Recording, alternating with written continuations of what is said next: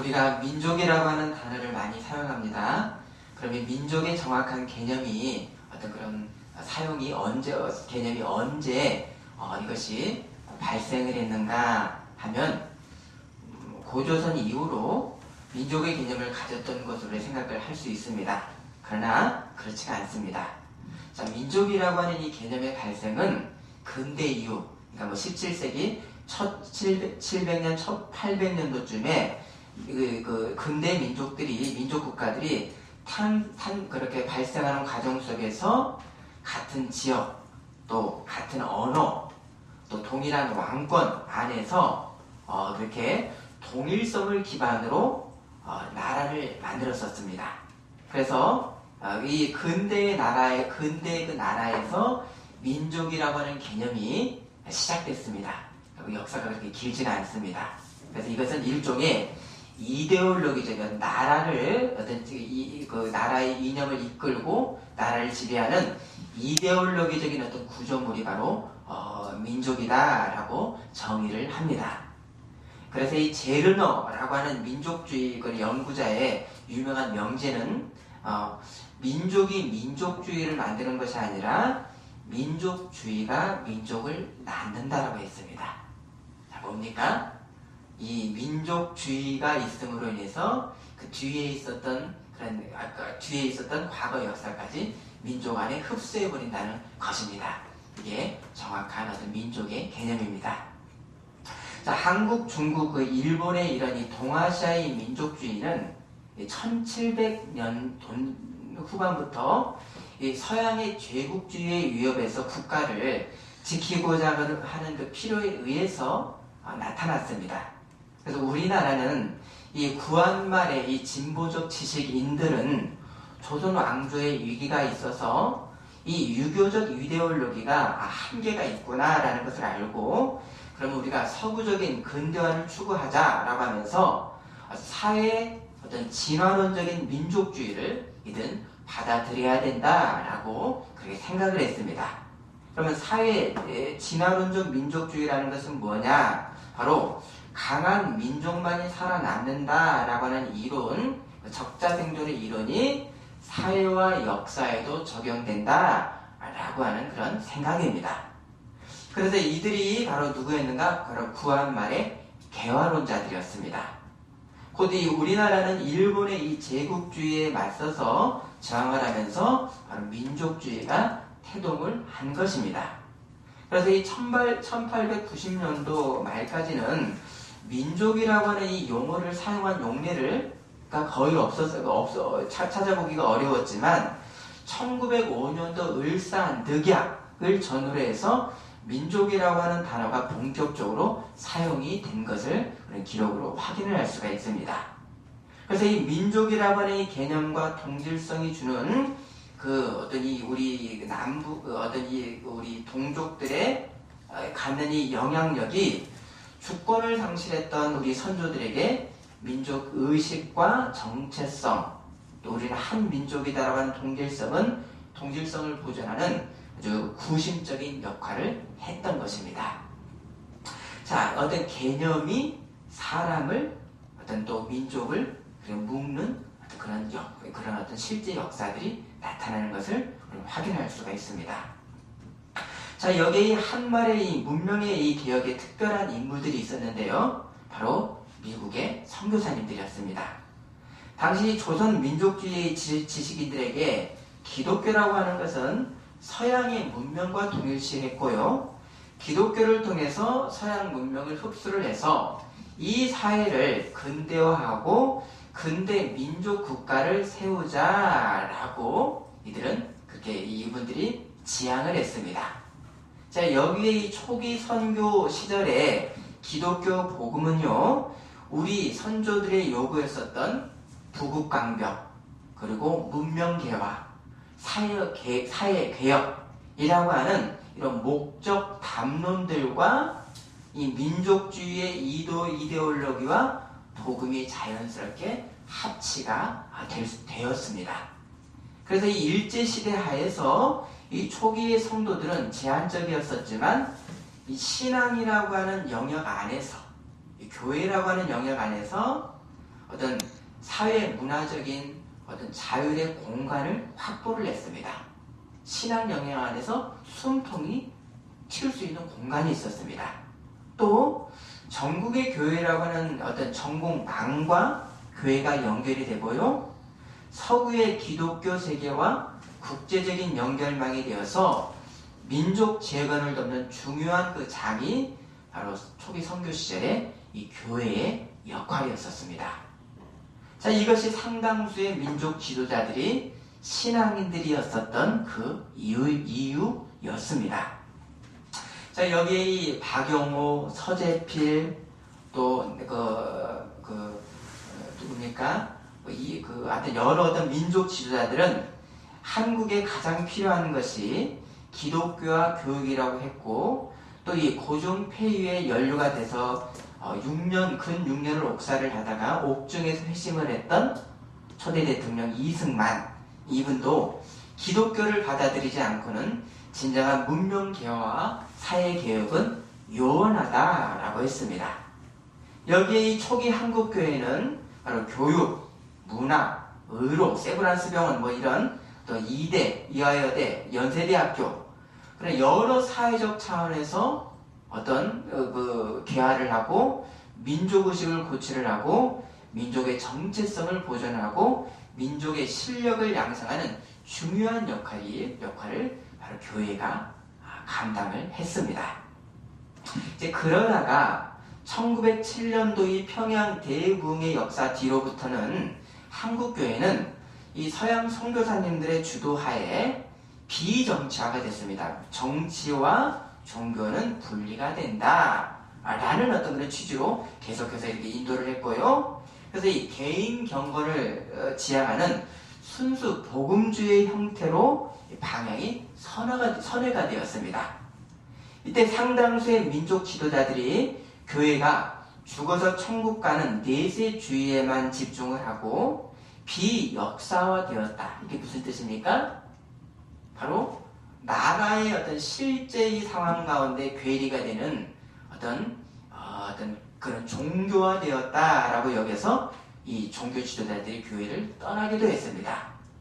그런데요, 실제로는 기독교 범위 극단적 이 비역사가 되지도 않았던 것은 1919년도 3.1운동에 기독교 민족주의자들이 대거 참여를 했습니다. 자, 이 현상이 어떻게 이렇게 되겠습니까? 이 현상을 밝히지는 못했는데요.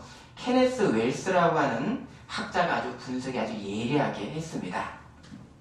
개인의 영적인 각성과 도덕적 갱신이 사회의 변혁과 개조, 나아가서 민족의 개조로 이어졌다라고 이렇게 예리하게 분석을 했습니다. 자, 하지만 3.1운동 이후로 일본은 유화정책과 문화정치로 지배 형태만 약간 바뀌었을 뿐 식민지배에는 변함이 없었습니다. 이에 1919년도 3.1운동 이후로 민족주의가 여러 갈래로 뻗쳐나가는데요. 무장투쟁론, 실력양성론, 외교론과 같은 다양한 민족주의 노선으로 갈렸고요. 그래서 이 민족주의 노선들을 서로 경쟁하며 발전해 나아갔습니다. 마치 정반합 변증법처럼 서로 발전해 나아갔습니다. 여기에 기독교는 이 식민지의 한계에서 문화운동에 힘을 기울였고, 또 그 일부는 사회주의자들을 중심으로 하는 급진적 민족주의인 바로 공산주의로도 나타났습니다. 당시 우리의 민족주의의 자생적인 발생은 정부가 중앙 집권적으로 이끈 것이 아니라 어떻게 됐죠? 나라의 비운에 안타까워했었던 아래서부터 백성들로부터 시작된 민족주의여서 민족주의가 어디로 여러 갈래로 퍼져나갔죠. 그래서 민족주의가 어디와 접합이 되었는가에 다양하게 갈렸기 때문에 바로 어떤 문화민족주의, 그 다음에 어떤 공산주의로도 여러 갈래로 갈렸습니다.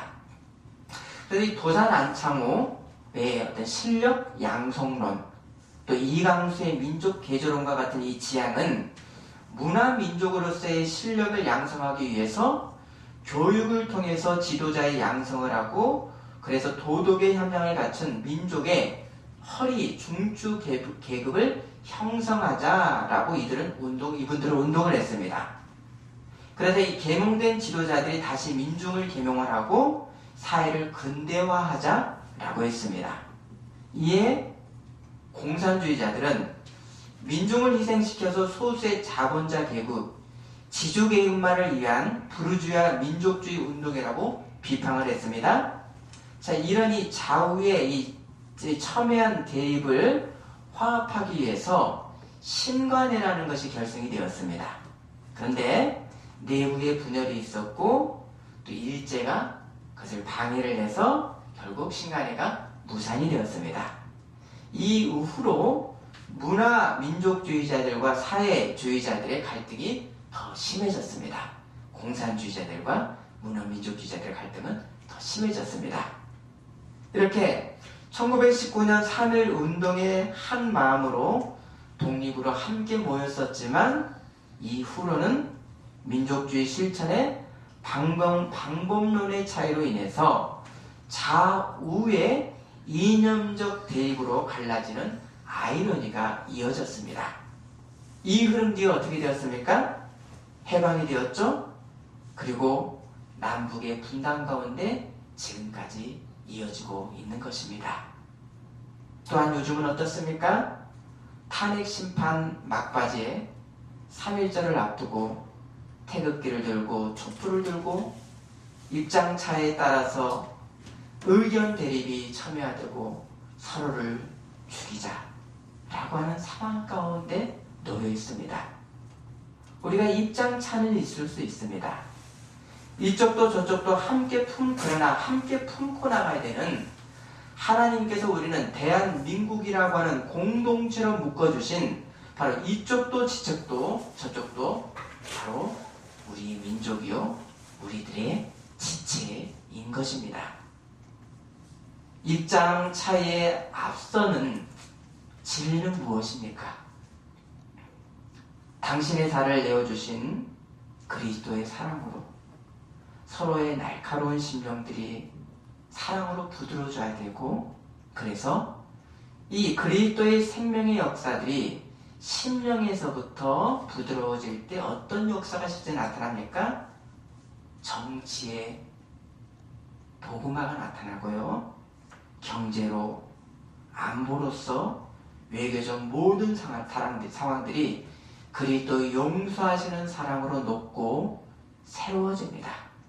우리는 이것을 위해서 함께 이 성도는 기도해야 되는 것입니다. 아멘. 사람은 누구나 한 나라의 국민으로서 조국을 사랑하고 나라를 위해서 목숨까지 바치는 것을 최고의 국가관으로 인식을 합니다. 하지만 자기의 나라 사랑만을 최고의 가치관으로 들 때는 어떤 악한 역사가 나타납니까?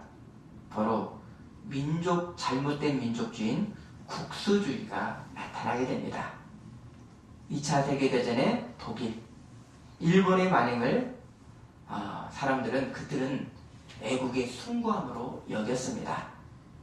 우리가 대한민국 국민이고 또한 하나님 나라 백성으로 나라를 더 사랑해야 되는가? 하나님 나라를 더 사랑해야 되는가? 여러분 어떤 선택을 하십니까? 여기에는 바른 성경적 해석이 있어야 됩니다. 먼저 결론부터는요, 어느 한쪽의 선택이 아니라 무엇입니까? 하나님 나라 안에 우리 국민이요 세상의 나라입니다. 신명기 32장 8절에 지극히 높은 자가 민족들에게 기업을 주실 때, 인종을 나누실 때 이스라엘 자손의 수요대로 백성들의 경계를 정하셨도다. 누가 정하셨습니까? 경계를? 하나님이십니다. 바로 또 신약에서도요, 바울의 아테네에서도 설교에서도 같은 말씀이 사도행전 17장 26절에 인류의 모든 족속을 한 혈통으로 만드사 온 땅에 살게 하시고 그들의 연대를 정하시며 거주의 경계를 한정하셨으니, 이렇게 민족 나라는 하나님의 정하신 어떤 질서에 속합니까? 창조 질서에 속합니다. 그래서 설사 나라를 망할지라도 민족은 쉽게 소멸하지 않습니다. 왜입니까? 일제시대 우리가 망했지만 민족주의로 우리는 지속을 했고요. 유대인들도 나라는 망했지만 2500년 동안 민족주의로 나라를 다시 회복을 했습니다. 여기에 하나님께서 경계와 민족을 정해주신 이 나라의 지도자를 따르는 것은 이것은 하나님의 뜻을 순종하는 것입니다. 로마서 13장 1절에 각 사람은 위에 있는 권세들에게 복종하라. 권세는 하나님으로부터 나지 않음이 없나니 모든 권세는 다 하나님께서 정하신 바라. 디도서 3장 1절 통치자들과 권세 잡은 자들에게 복종하며 순종하며 모든 선한 일 행하기를 준비하게 하며. 예수님도요, 로마에게 주권을 이스라엘의 주권을 빼앗겼지만, 그러나 로마에게 어떻게 하라고 했습니까? 가이사에게 순종하라고 했습니다. 어떤 말씀하셨죠? 하나님의 것은 하나님에게, 가이사의 것은 가이사에게 하라. 바로 이 지도자가 세우는 어떤 그 법에 순종하라고 하셨습니다. 세상의 지도자들에게 우리가 복종하는 것은 바로 뭡니까? 지도자들이 하나님의 뜻을 이 땅에 실현하기 위해서 하나님에게 위임을 받은 하나님의 사자들이기 때문입니다. 사울과 다윗 왕도요, 왕으로서 기름 부음 받았던 것은 이들이 하나님의 선택을 받아서 왕이 먼저, 지도자가 먼저, 이들이 하나님의 위임의 통치자들이고 백성들은 왕을 따르게 됩니다. 자, 그런데요, 이 일을 벗어났던 사울은 어떻게 되었습니까? 지도자임에도 어떻게 되었죠? 사람의 영광을 따랐던 사울은 하나님께 버림을 받았습니다. 우린 잘 보셔야 됩니다. 하나님의 영광을 위한 지도자를 따르는 것이 바로 하나님의 뜻입니다. 히틀러에게 복종하는가? 일본의 천황 김정남에게, 김정남 아니죠? 누굽니까? 김정은에게 복종하는가? 그것도 하나님의 뜻인가? 우리는 성경 진리에 입각을 해서 봐야 됩니다. 심지어 이방인의 왕이었던 고레스는 하나님의 뜻에 순종을 해서 예루살렘 성전을 재건하도록 사명을 받아서 순종을 했습니다. 이렇게 선택된 왕 지도자들에 의한 하나님의 위인 통치의 목적은 여러분 무엇입니까? 지도자들이 하나님의 뜻을 행할 때 이 땅의 나라가 하나님의 정의와 공의를 실현하는 목표를 나라를 통해서 이루게 되는 것입니다. 아멘이십니까? 아멘. 따라서 이 나라의 정의 구현을 위한 정치 행위는 곧 뭡니까? 신앙 행위입니다. 정치가 정의를 세우고 약자를 돌보고 이웃을 사랑하는 것, 거듭난 우리 성도들이 사회에게, 우리 주변에게 행하는 사명이, 나라의 정치와 우리의 사명이 일치합니다. 정의의 실현은 곧 신앙의 행위입니다. 신정 정치 시대에 아브라함을 조상의 믿음으로 세웠죠. 그리고 아브라함의 후손들을 세웠던 하나님의 뜻이 있습니다. 무엇이라고 하셨습니까? 창세기 18장 19절에 내가 그로 그 자식과 건석에게 명하여 여호와의 도를 지켜 의와 공도를 행하게 하려고 그를 택하였나니 이는 나 여호와가 아브라함에게 대하여 말한 일을 이루려 함이니라. 아브라함을 그냥 택한 것이 아니죠. 아브라함, 그리고 아브라함 허리에서 나오는 이 후손들을 통해서 하나님의 뜻을 이루는 것, 세상의 나라가 하나님의 의와 공도를 행하는 나라로 세우시려고 아브라함을 택하셨습니다. 나중에 왕정시대 지도자들도요, 어떻게 해야 되는가? 오늘 본문입니다. 신명기 17장 18에서 18, 19절 읽어주십니다. 그가 왕의 여호와의 그 율법에서 너희 사람 앞에서 책을 기록하여 평생에 자기 옆에 두고 너희 하나님 여호와 명령을 배우며 이 율법의 모든 말과 이 규례를 지켜 행할 것이다. 자, 이렇게요, 나라의 지도자가 하나님 가운데 신실할 때 정의의 실현이 나타나고요, 이것은 왕의 개인적 신앙 명령이면서 또한 모든 그리스도인들이 세상의 빛과 소금의 역할을 감당해야 되는 바로 존재론적 사명이 됩니다. 이것이 뭡니까? 성도가 사회에 하는 사명, 대사회적 사명.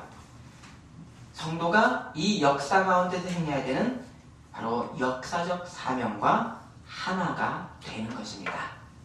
여기에 모든 권력이 바로 하나님께로부터 기원했고, 모든 사람이 하나님의 뜻인 정의를 실현하는 사명을 받은 것입니다. 또한 이 땅에 영원한 하나님의 통치를 세우실 누구입니까? 누가 오실 것이다? 그리스도 메시아가 이루실 일에 대해서도 구약의 선지자들이 앞서서 예언을 했습니다. 예레미야 23장 5절, 메시아가 행하실 일, 보라 때가 이르리니 내가 다윗에게 한 의로운 가지를 일으킬 것이라. 다윗의 후손으로 오셨죠? 그가 왕이 되어 지혜롭게 다스리시며 세상에서 정의와 공의를 행할 것이며, 이사야 선지자도 메시아가 행할 일을 이사야 9장 7절, 다윗의 왕자와 그의 나라에 군림하여 그 나라를 굳게 세우고 지금 이후로 영원히 정의와 공의로 그것을 보존하실 것이라. 이렇게 하나님이 이 땅에 당신의 나라를 세우시고 백성들을 택하신 것은 그 이유가 뭡니까? 하나님의 뜻인 정의가 세상에 드러나도록 택하시고, 또 권력을 이윤받은 지도자를 세우고 하나님의 뜻을 지도받는 백성으로 바로 나라를 세우셨습니다.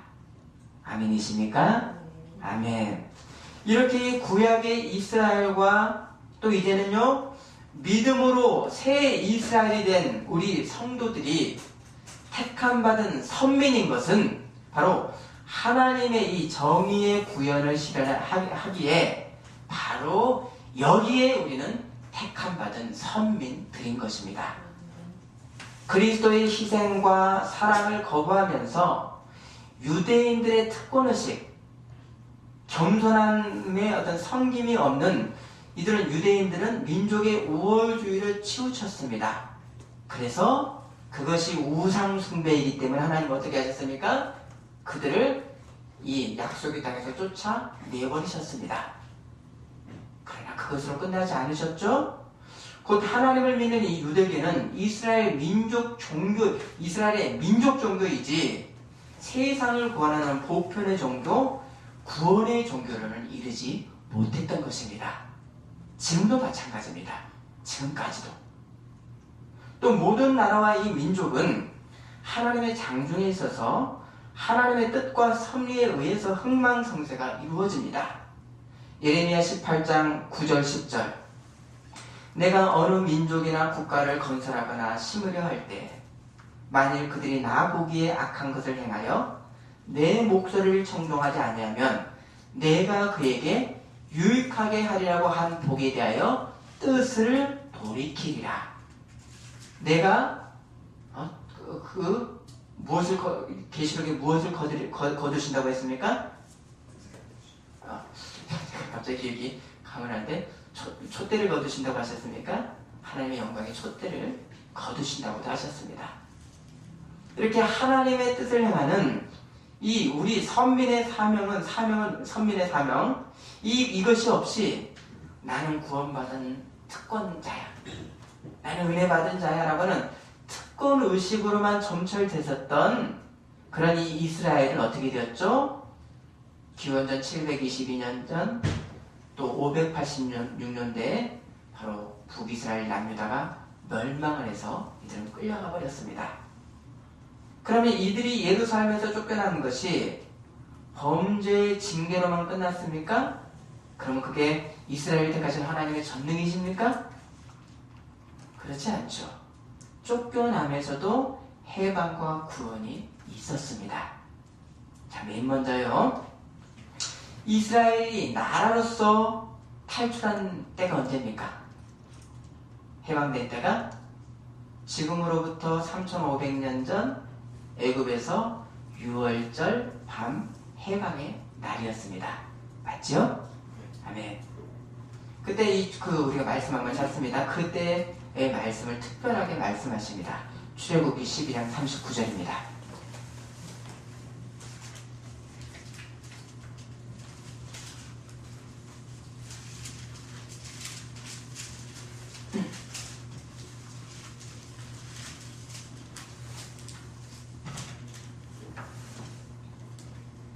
출애굽기 12장 39절 읽어주십니다.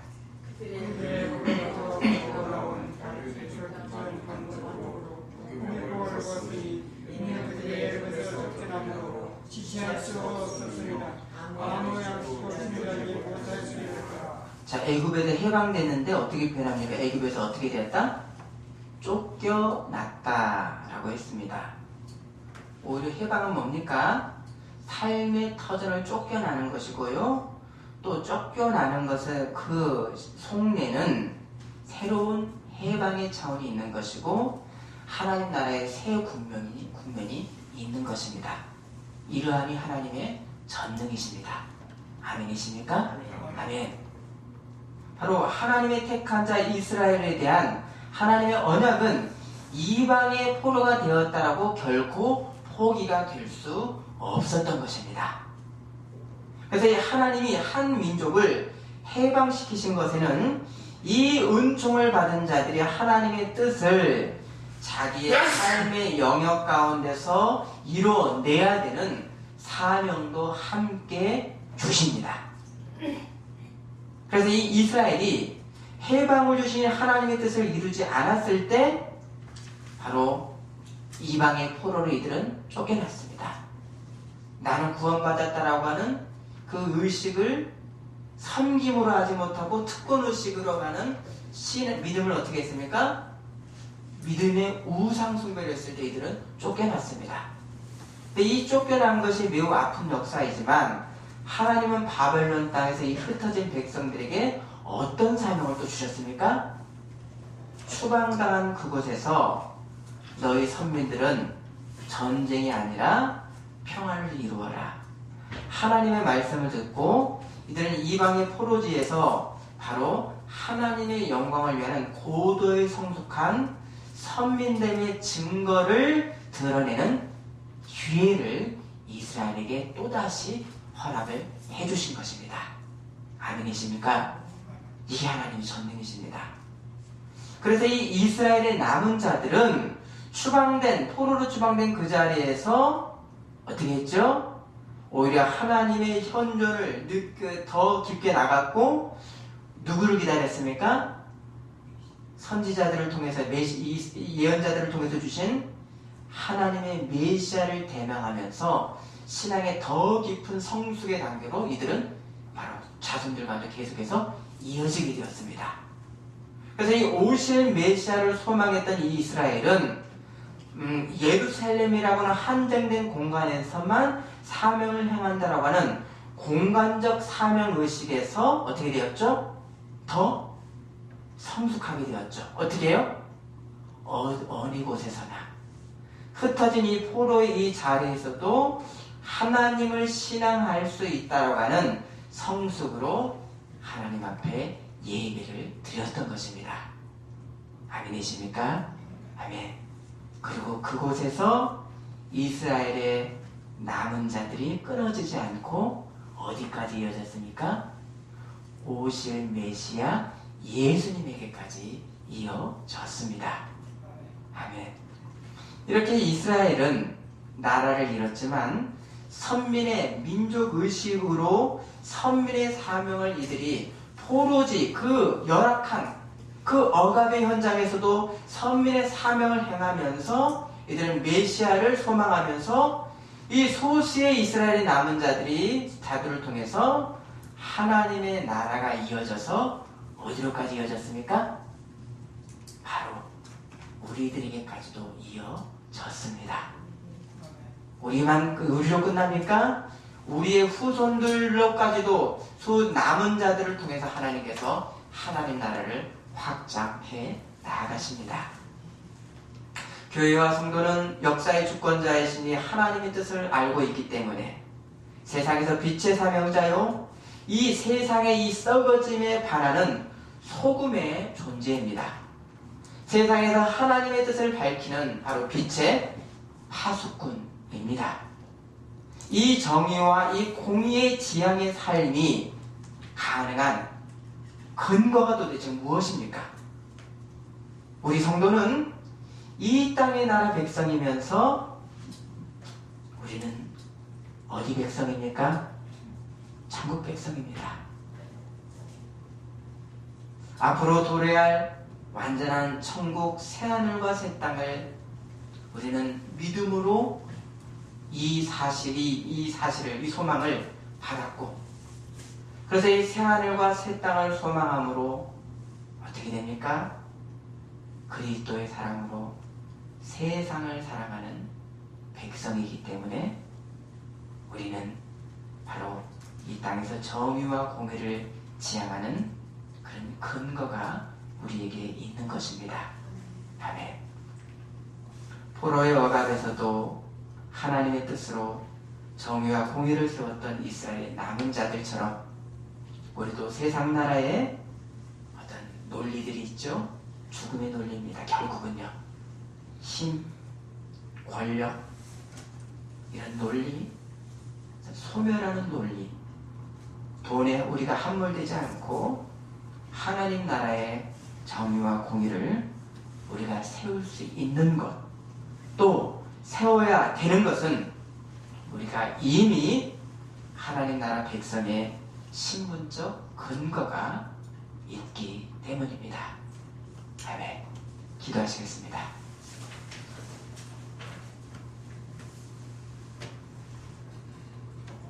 하나님, 세상에 민족의 거주를 정하시고 나라를 세우시고 하나님의 뜻에 합하지 않을 때는 그 주었던 능력마저 빼앗는 이 하나님의 창조 원리, 이것이 바로 정치의 모습입니다. 하나님, 정치의 지도자들로부터 하나님 앞에 순종하는 우리 정치의 모습 되게 하시고, 우리 성도들, 우리 백성들은 하나님의 뜻에 온전히 우리의 모든 것을 다해 순종하는 창조의 질서, 우리의 사명을 감당하는 우리가 될 수 있도록 인도하여 주옵소서. 예수님의 이름으로 기도드립니다. 아멘.